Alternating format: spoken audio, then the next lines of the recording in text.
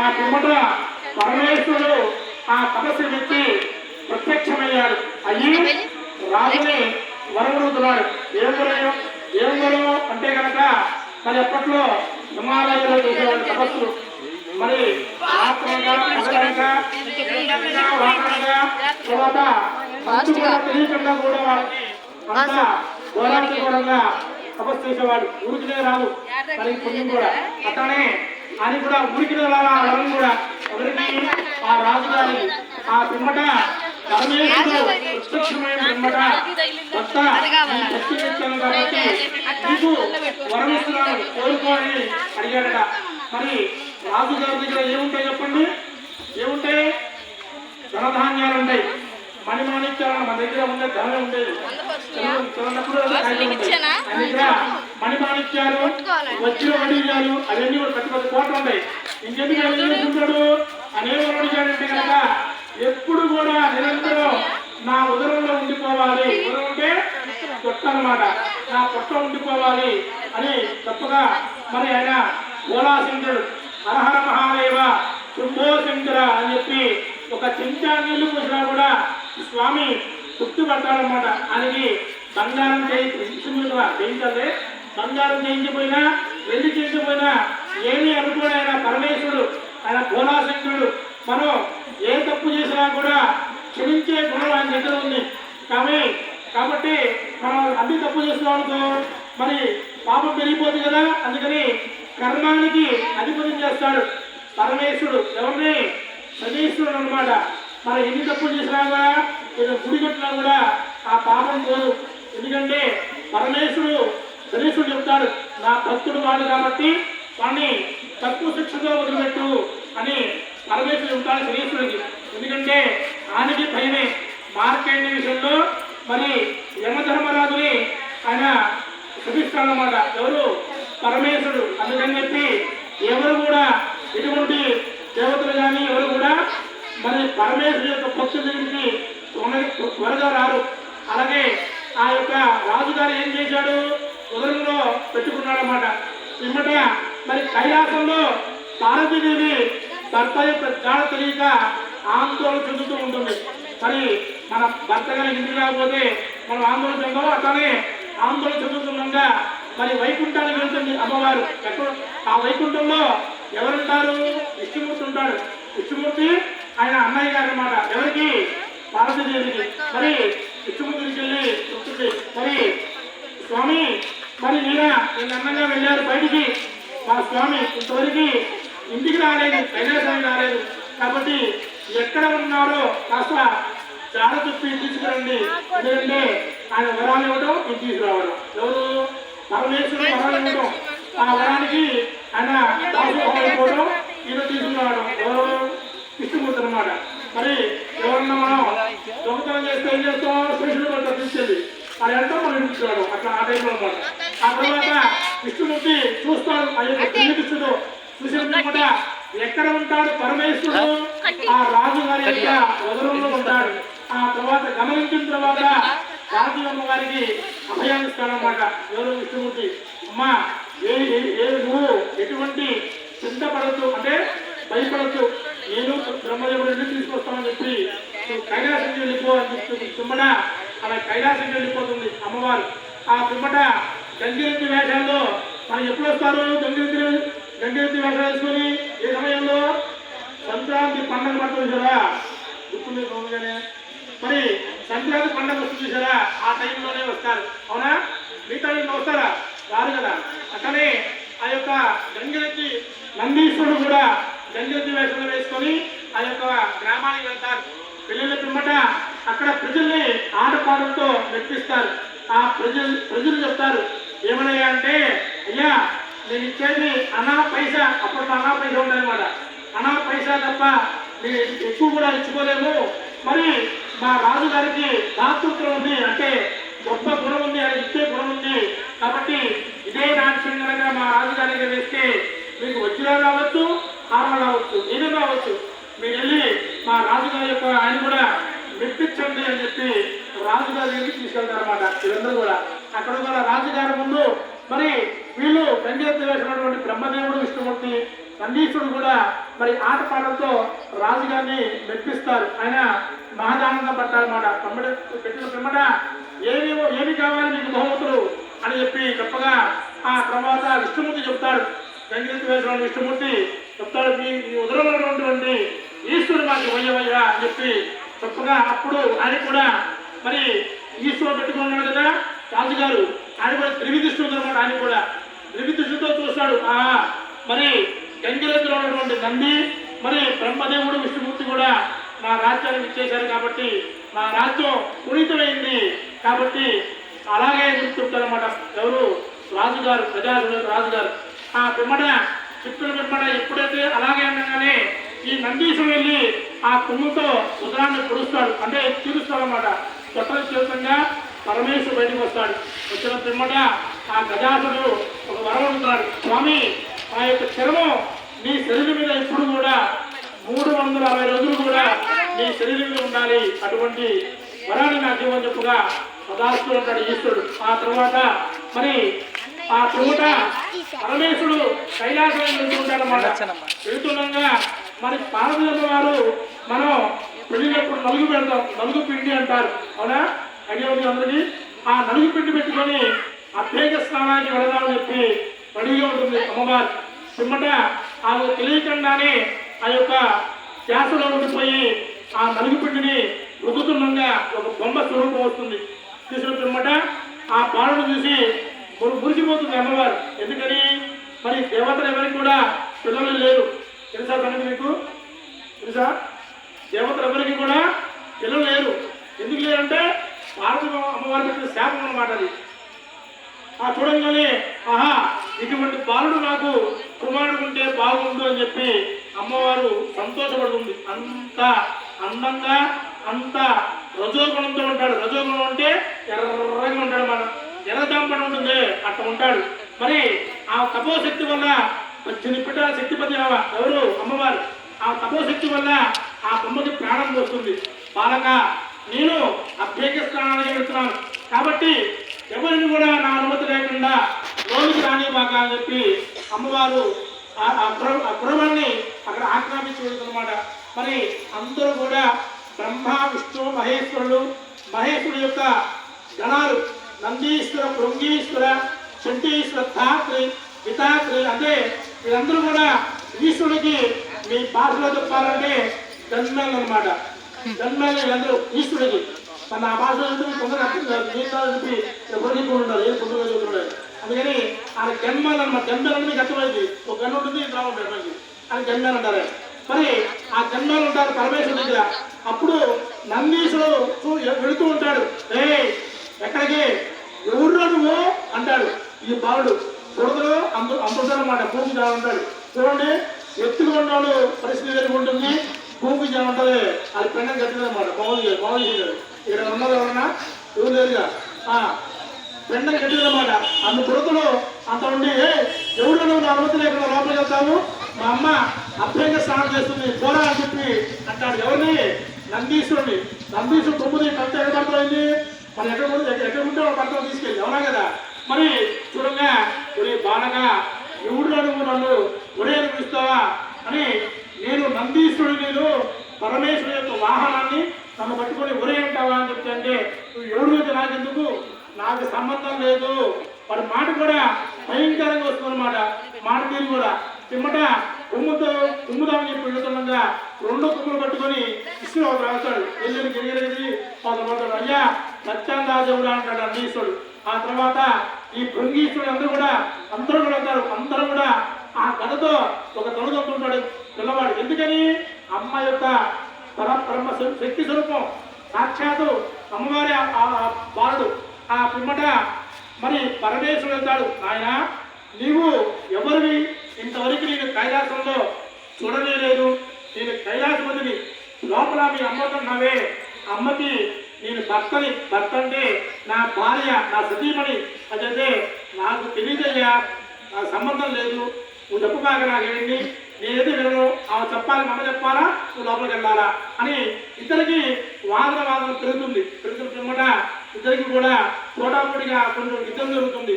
జరిగిన పిమ్మట మరి ఈశ్వరుడు ఏం చేస్తాడంటే మరి ఆయనకి మరి ఆ శక్తి కూడా తగ్గిపోతుంది. అంటే ఓర్పు ఉండదు, ఇంకా ఓర్పు కూడా రహించిపోయి ఆ త్రిశూలంతో ఆ బాలు శిరస్సుని ఖండిస్తాడు. కొత్త కాకతో అమ్మ అని చెప్పి చిన్నపడిపోతాడు ఆ బాలుడు. చిన్నపడినప్పుడు అప్పుడు పార్వతీదేవి వస్తుంది. అప్పుడు భర్తలు అడుగుతుంది, నాదా మరి బాలుడు ఎంత తప్పు చేస్తే అటువంటి శిక్షలు ఇస్తారా అని చెప్పి ప్రణయదానం చేస్తూ ఉంటుంది అమ్మవారు. భూపతిని కూడా బద్దలైపోతుంది. అటువంటి ప్రణయదానానికి సిద్ధమవుతుండగా బ్రహ్మదేవుడు ఇష్టమూర్తి ఆపుతారు. అమ్మా ఆగు పార్వతీదేవి, నీ కుమారుని బతికిచ్చే బాధ్యత మాది అని చెప్పి విష్ణుమూర్తి బ్రహ్మదేవుడు చెప్తారన్నమాట. ఆ పిమ్మట పరమేశ్వరుడు చెప్తారు. ముగ్గురు కూడా అనుకుంటారు. మరి పరమేశ్వరుడు గీతాన్ని చూస్తాడు. నందీశ్వరుని పుంగీశ్వరుని పిలిచి ఎవరైతే 4 దిక్కులు ఉంటాయి కదా, తూర్పు దక్షిణం పడమట ఉత్తరాన్న, మరి ఉత్తరాన్న ఎవరైతే శిరస్సు తరపున ఉంటారో మానవులు కానీ ఎవరైనా సరే అని అక్కడ మెన్షన్ చేశారని చెప్తారు అన్నమాట. అంటే ఎవరైనా కానీ జంతువులు కూడా చూసుకోవాల్సిందని అర్థం. ఆ పిమ్మట పరమేశ్వరు చెప్తున్న పిమ్మట అందుకే ఉత్తర దిక్కున మనం శిరస్సు పెట్టుకుని పడుకోకూడదు. ఎప్పుడైనా పడుకున్నారేంటి మాట్లాడలేదు, ఎవరు పడుకోరుగా పడుకోబారండి. ఉత్తర దిక్కున పడుకొని ఎవరైనా ఉంటారో వాళ్ళ శిరస్సుని ఖండించరని చెప్పి పరమేశ్వరుడు ఆజ్ఞాపిస్తారన్నమాట. మరి అందరూ కూడా 4 దిక్కులు పెడతారు. ఎవరు పడుకుంటారు సామాన్యంగా? ఎవరు పడుకోడు కదా. మరి ఒక ఏనుగు పరమేశ్వరుడు యొక్క ధ్యానం చేస్తూ శివ శివ అనుకుంటూ ధ్యానం చేసుకుంటూ మరి కాలం చేయడానికి సిద్ధంగా ఉంటుందన్నమాట. ఉత్తర దిక్కున పడుకుంటుంది. ఇది చూసి ఎవరైతే మనకెందుకు ఎవరైతే ఉంటారో అని తీసుకుని చెప్పారు కదా. మరి మానవ దానవ మరి జంతు రూపంలో మనకి చెప్పరా కాబట్టి ఆ యొక్క ఏడు శేషుని ఖండించుకుని వెళ్ళి పరమేశ్వరుడు ఇస్తారు. ఎవరైతే మనకి ఎందుకు పాలన పలికించాలని చెప్పి ఆ పరమేశ్వరుడు ఆ యొక్క ముండానికి తెలుసు యొక్క ముండానికి ఈ ఏడుగు తనని పలికిస్తారన్నమాట. పిమ్మట తపోశక్తి వల్ల ప్రాణం పోస్తాడు ఈశ్వరుడు. చేసిన పిమ్మట లేచి అమ్మవారు శాంతపడుతుంది. మరి ఆ ముఖాన్ని చూడలేకపోతుంది. మరి ఇంతకుముందు ఏముంది? ప్రసన్నవదనం ఉంది. మనందరం చూద్దాం. ఏమని అందరూ వచ్చింది చాలా మందికి. శుక్లాం భరతం విష్ణుం శశివర్ణం చతుర్భుజం ప్రసన్నవదనం ధ్యాయే సర్వ విఘ్నోపశాంతయే అని చెప్పి మనందరూ శ్లోకం చెప్తాం. ఆ శ్లోకం ఎవరికి? ఒక వినాయకుడిదే కాదు, అందరికి సంబంధించింది. ఎందుకంటే శుక్లాం అంటే భరతం, శుక్లాం అంటే కనుక తెల్లని ఆకాశం, భరతం అంటే భూమి, శుక్లాం భరం. విష్ణు అంటే ప్రపంచం, విష్ణువర్ణం మనం. శశివర్ణం అంటే కనుక సూర్యచంద్రుడు, శశివర్ణం ప్రసన్నవదనం అని దేవుని చతుర్భుజం 4 దిక్కులుగా వ్యాపించినటువంటి గాలి. ప్రసన్నవదనం చతుర్భుజం ప్రసన్నవదనం ధ్యాయే అని ఏముంది? మంది ప్రసన్నవదనం ఉంటాయి. ఎప్పుడు కూడా మాకు నవ్వుతూ దేవుడా రామా అంటూ ఉండకుండా ఎప్పుడు మొహంలో నవ్వుతూ ఉంటే ఆ యొక్క ప్రసన్నవదనాన్ని మాకు ఇవ్వయ్యా అని చెప్పి ఆ శ్లోకానికి అర్థం. ప్రసన్నవదనం ధ్యాయే సర్వ విఘ్నోపశాంతయే. నువ్వు ఎవరికి అధిపతివి? సర్వ విఘ్నానికి అధిపతివి. కాబట్టి నాకు నిజ జీవితంలో ఏ పని చేసినా కూడా ఆటంకాలు రాకుండా చూడు స్వామి అని చెప్పి ఆయనకి నమస్కారం చేస్తాం. ఆ శ్లోకం చెప్పి ఎప్పుడు కూడా మనకి బాధ వచ్చినా సంతోషం వచ్చినా కూడా నవ్వుతూ ఉండాలి. నవ్వటం ఒక యోగం, నవ్వుకోవటం ఒక రోగం. అర్థమైందా? ఎప్పుడు కూడా ఏది జరిగినా కూడా మన మంచిగా అనుకోవాలి. అందుకని ప్రసన్నవదనం ధ్యాయే సర్వ విఘ్నోపశాంతయే, సర్వ విఘ్నాధిపతి కాబట్టి నేను నీకు నమస్కారం చేస్తున్నాను అని చెప్పి మరి ఆ వినాయకుడికి మనకు పూజ చేస్తాం. అలాగే ఆ పార్వతీదేవి వారు సరే ఎవరైతే మనకి బాలుడు బతికాడే అని చెప్పి ఆనందపడుతుంది. చక్కగా తొండ ఉంది, దంతాలు ఉన్నాయి అని చెప్పి గజానుడు గణపతి అని పేరు పెడతారన్నమాట. ఆ పేరు పెట్టిన పిమ్మట కొంతకాలానికి కుమారస్వామి యొక్క జన్మం కూడా కలుగుతుంది. మరి ఈ దేవతలకి ఋషులకి వీళ్ళందరూ కూడా యజ్ఞ యాగాలు చేసేటప్పుడు ఆటంకాలు ఏర్పడుతూ ఉంటాయి. అంటే ఈ రాక్షసులు ఆ యజ్ఞంలో ఎముకలయ్యా పిచ్చి పిచ్చి కార్యాలయ్యా చేస్తూ ఉంటారు. మరి అది చేస్తే అందరితో ఆగిపోవడమే, మళ్ళీ మొదలుపెట్టి చేసుకోవాలి. వీళ్ళందరూ కూడా కైలాసానికి వెళ్తారు. దేవతలు ఋషులందరూ కూడా స్వామి మాకు ఏ కార్యక్రమం తలపెట్టినా కూడా ముందుకు సాగటం లేదు, అన్ని అవిక్రమాలు జరుగుతున్నాయి, దిగ్విజయంగా ముందుకు సాగట్లేదు. కాబట్టి మీకు 2 కుమారులు ఉన్నారు కాబట్టి 2 కుమారులు బలబలగా చూసి వారికి ఆధిపత్యాన్ని ఇవ్వండి, ఆధిపత్యాన్ని ఇవ్వండి చెప్పగా మరి ఇద్దరు కూడా చూస్తున్నాడు పరమేశ్వరుడు. మరి ఇద్దరు సమముచ్చులే, దేంతో చూసుకున్నా కూడా విద్యలో కానీ మరి బలవంతంలో కానీ దేంతో చూసినా కూడా మంచి బలసాలను మాట ఇద్దరు కూడా. ఆ పిమ్మట కుమారుడు నుంచి నాయనలారా మీరు సప్త సముద్రాలు ఎవరైతే కనుక ముందుగా స్నానం చేసి వస్తారో వాళ్ళకి ఆధిపత్యాన్ని ఇస్తానని చెప్పి పరమేశ్వరుడు ఆజ్ఞాపిస్తాడనమాట. ఆ పిమ్మట కుమారస్వామి ఏమీ ఆలోచించకుండా ఆయనకు వాహనం ఏంటి? నెమలి వాహనం. నెమలి వాహనం వేసుకొని ర్యాకెట్లోకి వచ్చి వెళ్తున్నాడు అనమాట ఆ యొక్క కుమారస్వామి. మరి ఈయన వాహనం ఏంటి? మంద వాహనం. అంటే ఎలుక మీద కూర్చున్నంతలా మనిషి ఎలుక మీద కూర్చుంటేమో చెప్పండి, మరి కుంగిపోతుంది కదా. అప్పుడు గణపతి బాధపడతాడు. అంటే నేను లాభంగా ఉన్నా కదా, అందుకని నా తండ్రి గారు నా అసమర్థని ఈ రకంగా చాడ చెప్పడానికి చెబుతున్నారా అని చెప్పి అని మరి బాధపడతాడు ఎవరు? వినాయకుడు. ఆ తర్వాత విష్ణుమూర్తి వస్తాడు. నాయా నువ్వు దేనికి బాధపడద్దు, తల్లిదండ్రులు మించిన దైవం కూడా లేదు కాబట్టి మీ తల్లిదండ్రులను కూర్చోబెట్టి నువ్వు మారు ప్రదక్షిణ అంటే 3 సార్లు కనుక ప్రదక్షిణ చేస్తే అంత దిగ్విజయంగా ఉంటుంది అని చెప్పగా తల్లిదండ్రులు కూర్చోబెట్టి నువ్వు మారు ప్రదక్షిణ చేస్తాడు. ఎవరు? గణపతి. ఇలా వెళ్ళక ముందే ఆయన చూస్తూ ఉంటాడు అన్నమాట. ఎవరికి? కుమారస్వామికి. ఆశ్చర్యపోతాడు. నేను ఇంత వాహనం పెట్టుకొని ర్యాకెట్ లాగా వెళ్తున్నానే, విమానంలో ర్యాకెట్ లాగా వెళ్తున్నానే, మరి నా అన్నయ్య ఎట్లా సాధ్యమైంది అనుకుంటూ వస్తూ ఉంటాడు అనమాట. మరి మొత్తానికి తిరిగి వచ్చి కైలాసంలో జరిగి ఉంటాడు కుమారస్వామి. ఆయన రాకముందే గణపతి దగ్గర ఉంటాడు. మరి ఆ కుమారస్వామి చెప్తాడు తండ్రి గారికి, నాన్నగారు మరి మీరు పెట్టిన ఈ పరీక్షలో ఏది ఓడిపోయానో అన్నయ్య సాధించాడు కాబట్టి అన్నయ్యకి ఇవ్వండి ఆధిపత్యాన్ని చెప్తుందా. అప్పుడు అన్నయ్య అడుగుతాడు. ఎవరు? కుమారస్వామి. మరి అన్నగారు అప్పట్లో అన్నగారు వదిలి గారు అని మరిది గారు పిలిచారు. ఇవాళ మా అన్నయ్య ఇడిపోయారా అంటే అంత మర్యాద అనమాట. కొత్త కూడా ఇడిపోయారా అనే మాట తప్ప మంచి మర్యాద లేదు వాళ్ళ రోజున. ఎందుకంటే మనం కలియుగం ఫస్ట్ పాటలో ఉన్నాం. 2వ పాటలో ఎందుకన్నా క్షీణంగా ఉంటుంది, 3వ పాటలో సముద్రం ఉంటుంది అన్నమాట. దేవుడి దగ్గర అది జరగడానికి చాలా ఉందండి మనం ఉన్నప్పుడు. ఆ తర్వాత అన్నగారు మరి మీరు ఎలా ఈ సాధ్యపడిందని చెప్పగా తల్లిదండ్రులకి 3 మార్లు ప్రదక్షిణ చేశానయ్యా, అంతా నాకు మంచి జరిగిందని చెప్పి చెప్పగా అప్పుడు ఆయన కుమారస్వామి కూడా నేను కూడా ఎంతో పరిపాలన చేశాను, సరే అయిపోయింది కదా అని చెప్పి ఆ యొక్క ఎప్పుడు ఇచ్చాయా అంటే కనుక భాద్రపద శుద్ధ చవితి రోజు. అంటే ఇవాటి రోజున గణపతికి మరి అన్ని పండుగల కన్నా ముందు వచ్చే పండుగ పెద్ద పండుగ వినాయక చవితి. ఇక్కడి నుంచి మనకి ప్రారంభమవుతాయి. మరి భాద్రపద మాసం వినాయక పూజ చేస్తాం ఆయనకి. తర్వాత నెక్స్ట్ వచ్చేది ఆశ్వీజ మాసం వాళ్ళ అమ్మగారికి. ఆశ్వీజ మాసం అంటే దసరాలు వాళ్ళ అమ్మగారికి పూజ చేస్తాం. దసరా అయిపోగానే కార్తీక మాసం ఈశ్వరుడికి పూజ చేస్తాం. అవునా? కార్తీక మాసం వాళ్ళ నాన్నగారికి. తర్వాత మరి ధనుర్మాసం అంటారు విష్ణుమూర్తికి, వాళ్ళ మేనవాళ్ళకి పూజ చేస్తాం. మళ్ళీ మార్గశిర మాసంలో వాళ్ళ తమ్ముడికి, ఎవరికి? సుబ్రహ్మణ్యేశ్వర స్వామికి శుక్రవారం షష్ఠి వస్తుంది మనకి తెలుసా. మార్గశిర శుక్ర షష్ఠి రోజున శుక్రవారం షష్ఠి అంటారు దాన్ని. దానికి తక్కువే అటు రాజమండ్రి అటు తమిళనాడు బాగా చేస్తారు సుబ్రహ్మణ్య స్వామికి. మనకి గణపతి ఎట్లా చేస్తామో అక్కడ సొంత గుళ్ళలో కూడా చిన్న మరి చిన్న గుళ్ళు ఉంటాయి. ఎవరికి? కుమారస్వామికి. కుమారస్వామి అన్న సుబ్రహ్మణ్య స్వామి అన్న కూడా 2 ఒకటే. ఇక్కడి నుంచి మొత్తం కూడా మనకి ప్రారంభమవుతాయన్నమాట.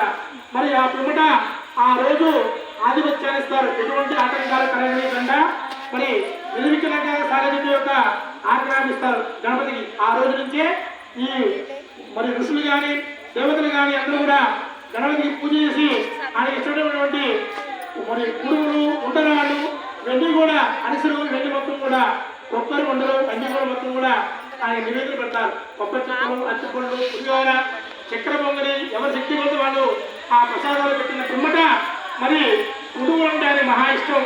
ఎందుకని? అది ఏముంది? గజవర్ణం అంటే ఏనుగు ముఖం ఉందన్నమాట. అది గణపతికి బెల్లం ముక్క పెట్టమని చెప్తారు. అందుకే ఎందుకంటే ఆయనకి ఏనుగు ముఖం ఉంది కాబట్టి ఏనుగు ఏం చేస్తుంది? చెరుకు తింటుంది. అవునా? చెరుకు అంటే మహా ఇష్టం ఏనుగుకి. మరి ఆ చెరుకు ఏ వస్తువు చెరుకు నుంచి మనకి బెల్లం పంచదార అవునా. అందుకని గణపతికి బెల్లం అంటే మహా ఇష్టం అన్నమాట. అటువంటి బెల్ల పదార్థాలు ఏవైతే ఉంటాయో మహా రుచిగా తింటాడు. అవన్నీ క్రమంగా మరి మిగతా మిగిలిన తన ఎన్నికలైన వాహనాన్ని ఎన్నికపెట్టి కిమ్మట చేతి పట్టుకొని కైలాసానికి వస్తాడనమాట. కైలాసం వచ్చిన తర్వాత పార్వతీ పరమేశ్వరుడు తల్లిదండ్రులకి ముంబారు ప్రదక్షిణ చేసి మరి వంగుదామని చెప్పి కాళ్ళకి దండం పెట్టుకుందామని చెప్పి వంగుతుంటే మరి కొత్త పిర్రుగా ఉంటుంది. మనం బాగా తిరిగిన తర్వాత ఎట్లా ఉంటుంది, బాగా వంగుతావా, వంగలేం కదా. ఆ పిర్రు మీద వంగుతుండగా ముందుకు పడిపోతాడు, ఒక మూల ముందుకు పోతాడు. కిమ్మట పరమేశ్వరు యొక్క పైన చంద్రుడు ఉంటాడు.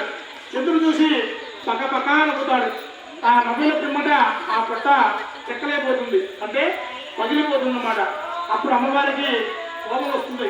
ఒరి చంద్ర, నీవు నా కొడుకుని చూసి ఎక్కిరించేట వాడివా, నీ స్థాయి ఎంత నువ్వెంత అని చెప్పి అమ్మవారి శాపం పడుతుంది. ఏమని అంటే నిన్నేది ఎవరైతే చూస్తారో వాళ్ళకి నీలాపరిందులు రావు కాక అని చెప్పి అమ్మవారి శాపం పెడుతుంది. అప్పుడు చంద్రుడు భయపడతాడు. చంద్రుడి యొక్క భార్య రోహిణి దేవి కూడా భయపడుతుంది. మరి భార్య చూడాలిగా, భర్తని చెడుగు ఉంటుందా, ఉండదు కదా. మరి భయపడితే మరి ఎప్పుడైతే కనుక నా చెడుగుని చూసి నవ్వుతున్నాడో అదే రోజు మళ్ళీ శాపం తీసుకున్న అమ్మవారు. ఈ వినాయక చవితి రోజున ఎవరైతే కథ వినకుండా అత్యంతం చేసుకుని ఉంటారో వారు కనుక చంద్రుడు చూస్తే నీలాపరిందులు వస్తాయి ఆ సంవత్సరం మొత్తం కూడా. లేకపోతే కనుక చూస్తే ఆ కథ విని అత్యంతం నెత్తి మీద వేసుకుంటే ఆ నీలాపరిందులు మొత్తం కూడా తొలగిపోతాయని చెప్పి శాపం పెట్టిన వెంబడే శాప విమోచన కూడా కలిగిస్తుంది అమ్మవారు.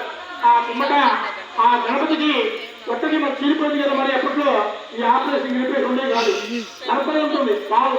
ఆ పావుతో ఆయన పొట్ట మొత్తం కూడా చుట్టేస్తారు.